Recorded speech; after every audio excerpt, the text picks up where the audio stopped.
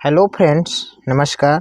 आज हम लोग इस वीडियो में देखने वाले हैं चतुर्भुज, यानी कि चतुर्भुज के कुल कितने प्रकार होते हैं और उनकी क्या क्या विशेषताएं होती है। तो ज़्यादा विलंब न करते हुए आइए वीडियो को स्टार्ट करते हैं। उससे पहले आप चैनल पर नए हैं तो वीडियो को लाइक तथा चैनल को सब्सक्राइब कर दीजिए ताकि ऐसे ही वीडियो आपके पास जाता रहे। ठीक है, तो देखिए चतुर्भुज है। यहाँ पे चतुर्भुज के बारे में हम लोग समझेंगे। चतुर्भुज किसे कहते हैं, सिंपल वे में हम इसका डेफिनेशन बताएंगे जो आपको सीधे दिमाग में उतर जाएगा। ठीक है जी, तो चार बिंदुओं से घिरी हुई आकृति को चतुर्भुज कहते हैं। ठीक है जी, यानी कि चार बिंदुओं से घिरी हुई आकृति को चतुर्भुज कहते हैं। जैसे कि आप फिगर में देख पा रहे हैं, यहाँ पे बिंदु चार है ए बी सी डी। ठीक है जी, यहाँ पे चार बिंदु से घिरी हुई आकृति को क्या कहते हैं, चतुर्भुज कहते हैं। ठीक है, अब देखिए चतुर्भुज की विशेषताएं क्या क्या होती है।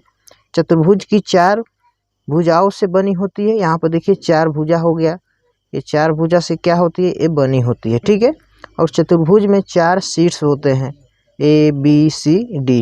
ठीक है जी, ये चतुर्भुज में चार शीर्ष होते हैं और चतुर्भुज में चार कोण होते हैं। यहाँ पे कोण है चार, देखिए कोण ए, कोण बी, कोण सी और कोण डी, ये चार यहाँ पर एंगल बनते हैं। ठीक है जी, उसके बाद चलते हैं अब चतुर्भुज के कितने प्रकार होते हैं।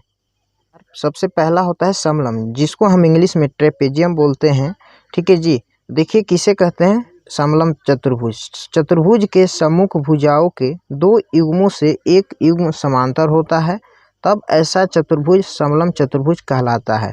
जैसे में आप फिगर देख पा रहे हैं, ठीक है, ए बी सी डी यहाँ पर है, तो यानी कि ये भुजा जो है ए बी जो है ये सी डी की क्या होती है, समानांतर होती है। ठीक है ना, ये समलम चतुर्भुज में क्या होता है, ये जो भुजा होता है ये दोनों समानांतर होती है, आमने सामने वाली भुजा, यानी कि ए बी और सी डी क्या होती है, समानांतर होती है। ठीक है, तो चलते हैं नेक्स्ट पॉइंट की तरफ। है 2 नंबर में पतंग, जिसको हम इंग्लिश में काइट बोलते हैं। ठीक है जी, पहला पॉइंट है पतंग के दोनों विकर्ण ए सी तथा बी डी एक दूसरे को समकोण पर समद्विभाजित करते हैं। जैसा कि आप फिगर में देख पा रहे हैं, विकर्ण ए सी यानी कि ये वाली भुजा जो है और यहाँ पे बी डी, ये एक दूसरे पर क्या यहाँ पे समकोण कोण बना रही है, क्या बना रही है, समकोण त्रिभुज बना रही है। और यहाँ पे सम द्विभाजित करती है, यानी कि बराबर बराबर दो भागों में बांट रही है। ठीक है जी, उसके बाद दूसरा पॉइंट बोलता है पतंग का एक विकर्ण उस पर बने दोनों कोणों का समद्विभाजक होता है, यानी कि इस विकर्ण पर क्या होता है, दोनों कोण को समद्विभाजक करता है। ठीक है जी, उसके बाद तीसरा नंबर पॉइंट है पतंग एक सममित आकृति होती है, यानी कि अपने आप में बराबर होती है। ठीक है, अब चतुर्भुज का तीसरा प्रकार होता है समांतर चतुर्भुज। ठीक है, जिसको इंग्लिश में बोलते हैं पैरेललोग्राम। ठीक है, तो देखिए यहाँ पे हम इसको फिगर में सबसे पहले समझेंगे। एक फिगर यहाँ पे आपको दिखाई दे रहा होगा, ए बी सी डी, ये एक क्या है, समानांतर चतुर्भुज है। ठीक है जी, तो यहाँ पर देखिए पहला पॉइंट इसकी विशेषता बतला रहा है, ए बी सी डी एक समांतर चतुर्भुज है, जैसा कि आप फिगर में देख पा रहे हैं। ठीक है जी, और बोल रहा है सम्मुख भुजा ए बी और सी डी तथा ए डी और बी सी आपस में समांतर होते हैं। यहाँ पर देखिए ए बी और सी डी, देखिए ये भुजा आपका जो है ये भी ए बी और सी डी, ये भुजा का समानांतर ये भुजा होता है और ए डी भुजा के समानांतर ये बी सी होता है। ठीक है ना, तो यानी कि ए बी समानांतर सी डी और ए डी समानांतर बी सी, जैसा कि आप यहाँ पर देख पा रहे हैं। ठीक है ना, उसके बाद होता है तीसरा पॉइंट, समानांतर चतुर्भुज के सम्मुख कोण बराबर होते हैं, यानी कि कोण ए बराबर कोण सी तथा कोण बी बराबर कोण डी। तो सबसे पहले हम जानेंगे सम्मुख कोण क्या होता है। सम्मुख कोण का मतलब होता है आमने सामने का जो कोण होता है, यानी कि डी कोण का सामने क्या है, कोण बी है, और कोण ए का सामने का कोण क्या है, कोण सी है, यानी कि ये दोनों क्या होते हैं, आपस में बराबर होते हैं। ठीक है जी, उसके बाद होता है 4 नंबर पॉइंट में समानांतर चतुर्भुज में आमने सामने की भुजाएं समान होती है। ठीक है, समांतर चतुर्भुज में आमने सामने की भुजाएं समान होती है, जैसा कि आप आकृति में देख पा रहे हैं, ए बी बराबर सी डी। ठीक है, इस भुजा के बराबर ये भुजा है और इस भुजा यानी कि ए डी बराबर बी सी, ये भुजा के बराबर ये भुजा है। ठीक है, यहाँ पे 5 पॉइंट कह रहा है समानांतर चतुर्भुज में आसन कोण संपूर्णक कोण होते हैं, अर्थात कोण ए प्लस कोण बी बराबर 180 डिग्री। जैसा कि आप फिगर में देख रहे हैं, इस कोण और इस कोण को हम आसन कोण बोलते हैं। ठीक है जी। कोण ए और कोण बी का योग क्या होगा? 180 डिग्री के बराबर होगा। फिर हमें ये कोण बी और कोण सी का योग क्या होगा? 180 यानी कि संपूर्ण कोण के बराबर होगा। फिर कोण सी और कोण डी का योग कितना होगा? 180 डिग्री। ठीक है। फिर कोण ए और कोण डी का संपूरक कोण कितना होगा? 180 डिग्री होता है। ठीक है ना। समानांतर चतुर्भुज के विकर्ण एक दूसरे को समद्विभाजित करते हैं। देखिए यहाँ पे फिगर में, यहाँ पे समद्विभाजित करें यानी कि ए सी और यहाँ पे बी डी क्या है? विकर्ण है। देखिए एक दूसरे को क्या कर रहे हैं? बराबर बराबर भागों में प्रतिच्छेद करें, यानी कि बराबर बराबर भागों में क्या कर रहे हैं? विभाजित कर रहे हैं। ठीक है जी। उम्मीद करते होंगे समानांतर चतुर्भुज आपको अच्छा से समझ में आया होगा। 4 नंबर है समचतुर्भुज। ठीक है जी। 4 नंबर है समचतुर्भुज, जिसको हम इंग्लिश में रोहम्बस बोलते हैं। ऐसा चतुर्भुज जिसकी सभी भुजाएं समान लंबाई की हो वह समचतुर्भुज कहलाता है। ठीक है। इसमें सभी भुजाएं क्या होती है? बराबर होती है। चारों भुजाएं एक दूसरे के बराबर होती है। ठीक है। तो यहाँ पे पहला पॉइंट बोलता है समचतुर्भुज के समूह कोण भी बराबर होते हैं। समूह कोण यानी कि आमने सामने का कोण जो होगा बराबर होता है। जैसे कि देखिए यहाँ पे फिगर में आपको दिखाई दे रहा होगा, समूह कोण का मतलब हमने बताया था आमने सामने, यानी कि सामने वाली जो कोण होती है। तो यहाँ पर देखिए कोण ए की सम्मुख कोण क्या होगी? कोण सी होगी। ये दोनों आपस में क्या होगी? बराबर होगी। और यहाँ पे देखिए कोण डी की सम्मुख कोण क्या होगी? कोण बी होगा, जो ये क्या होगा? एक दूसरे का बराबर होगा। ठीक है जी। उसके बाद देखिए 2 नंबर पॉइंट में आपका है, इसमें सम्मुख भुजा का एक युग्म ए बी और सी डी तथा दूसरा युग्म ए डी और बी सी आपस में समांतर होता है। ठीक है जी। तो यहाँ पे ए बी और सी डी समांतर होता है। देखिए यहाँ पे ए और बी, ये जो भुजा है ना आपका, यहाँ पे ये भुजा जो है ये आपका सी डी भुजा के क्या होता है? समांतर होता है। ठीक है।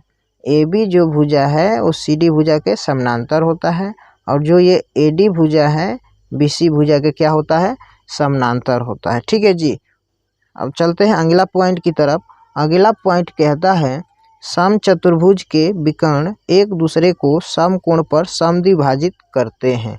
यहाँ पर देखिए फिगर में, यहाँ पे समकोण चतुर्भुज का जो विकर्ण है यानी कि ए सी और बी डी क्या कर रहे हैं? एक दूसरे को समकोण पर समद्विभाजित करते हैं। यहाँ पे जहाँ पे क्रॉस करता है यहाँ पे 90 डिग्री का कोण बनेगा। ठीक है जी। उम्मीद करते होंगे समचतुर्भुज के बारे में आप लोग भी बहुत अच्छे तरीक़ा से जान चुके होंगे। 5वां पॉइंट है आयत। ठीक है जी, जिसको इंग्लिश में हम बोलते हैं रेक्टेंगल। ऐसा चतुर्भुज जिसकी सम्मुख भुजाएं बराबर हो तथा प्रत्येक अंतःकोण समकोण हो वो आयत कहलाता है। यानी कि ऐसे चतुर्भुज जिसकी सम्मुख भुजाएं यानी कि सामने की जो भुजाएं होगी वो बराबर होगी, साथ ही साथ उसके अंतःकोण यानी कि अंदर का जो कोण बनेगा वो 90 डिग्री का होगा। ठीक है जी। ताइए इसका विशेषता हम सबसे पहले देखेंगे। यहाँ पे आयत की सम्मुख भुजाएं समान होती है। ठीक है। पहला पॉइंट है आयत की सम्मुख भुजाएं समान होती है। जैसे में यहाँ पर फिगर में देख रहे हैं ए बी सी डी क्या है? एक आयत है। ठीक है जी। तो यहाँ पर A B C D, A B बराबर क्या है? सी डी, यानी कि सम्मुख भुजाएं क्या होगी? बराबर होगी, यानी कि ए बी बराबर सी डी इस भुजा के बराबर होगी। और यहाँ पर देखिए ए डी बराबर बी सी इस भुजा के बराबर होगी। ठीक है जी। उसके बाद सेकेंड नंबर पॉइंट बोलता है आयत का प्रत्येक कोण समकोण होता है। देखिए यहाँ पर फिगर में आयत का प्रत्येक कोण कितने डिग्री का होता है? 90 डिग्री का। यहाँ पर भी कितने डिग्री का कोण बनेगा? 90 डिग्री। और यहाँ पर भी कितने डिग्री का कोण बनेगा? 90 डिग्री। और यहाँ पर भी कितने डिग्री का कोण बनेगा? 90 डिग्री। और डी भी कितने डिग्री का कोण बनाएगा? 90 डिग्री।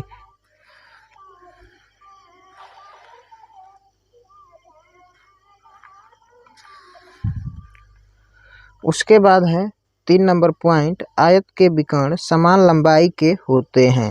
तो यहाँ पे देखिए आयत का विकर्ण, तो विकर्ण ये हो गया ए सी और यहाँ पे हो गया बी डी। ये दोनों क्या होता है? दोनों समान लंबाई के होते हैं। मान लीजिए कि बी डी का लंबाई 5 सेंटीमीटर है तो ए सी का भी 5 सेंटीमीटर होगा। ठीक है। और चौथा नंबर इसका पॉइंट बोल रहा है आयत के विकर्ण एक दूसरे को समद्विभाजित करते हैं। तो यहाँ पर देखिए जो आयत के विकर्ण है क्या करें, एक दूसरे को समद्विभाजित करें, यानी कि अलग अलग भागों में बांट रहे हैं। ठीक है जी, उम्मीद करते होंगे कि आयत के बारे में भी आपको समझ में आया होगा। अब नेक्स्ट चलते हैं और लास्ट पॉइंट है स्क्वायर, यानी कि स्क्वायर ऐसा चतुर्भुज जिसकी चारों भुजाएं बराबर हो तथा प्रत्येक अंतःकोण समकोण हो, वो वर्ग कहलाता है।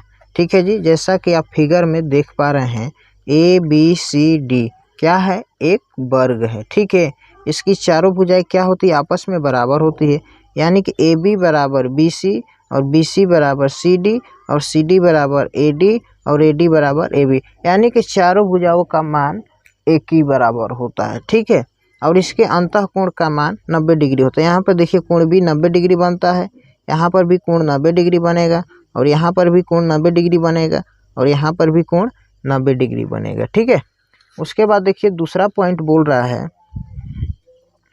वर्ग का प्रत्येक कोण समकोण होता है, यानी कि कोण A बराबर कोण B बराबर कोण C बराबर कोण D बराबर 90। तो यहाँ पे देखिए कोण A, कोण B, कोण C और कोण D, यहाँ पे हर एक जगह पे कितने डिग्री का कोण बनेगा, 90 डिग्री का कोण बनेगा।